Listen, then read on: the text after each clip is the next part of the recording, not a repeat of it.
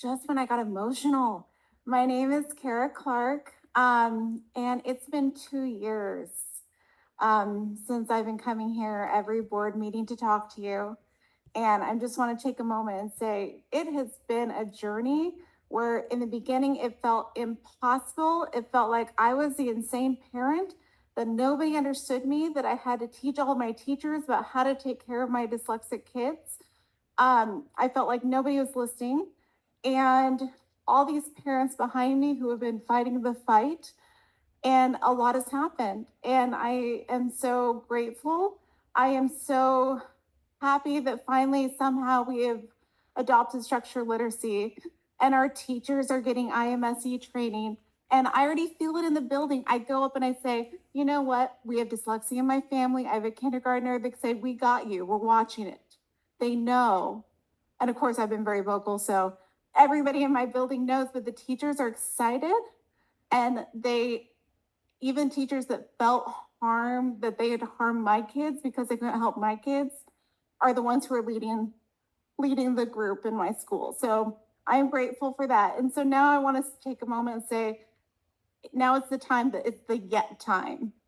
We haven't done it yet, but we can, because somehow we did all of this in 2 years. And now we need to start talking about assessments. How are we going to monitor and make sure? I would love this to be a public conversation as well. I would love to hear about what is happening and what we're going to look into, what kind of programs to make sure that we have a tier 2 that's strong, that we're not leaving any kids behind. I want to, sorry, people behind me. You can take your time.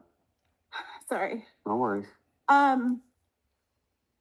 want to talk about circles of support. It is a wait to fail model. I'm sorry, you guys, the special ed model, the circles of support is basically looking at your kids and saying, hey, we'll give them a little bit more and see if something happens. And that can go on for months and years if the parents don't know that they need to stand up and say something, or if the parents don't fight hard enough because they don't know as well. That needs to be looked at, and I hope we can, as a group, get rid of it, because we need to go into a stronger system where we're looking at assessments and letting the data drive us. And the data needs to be our force. And I know you guys are going to start doing quarterly data, and I hope that that will also be shared with the public, because we are stronger if we are just honest.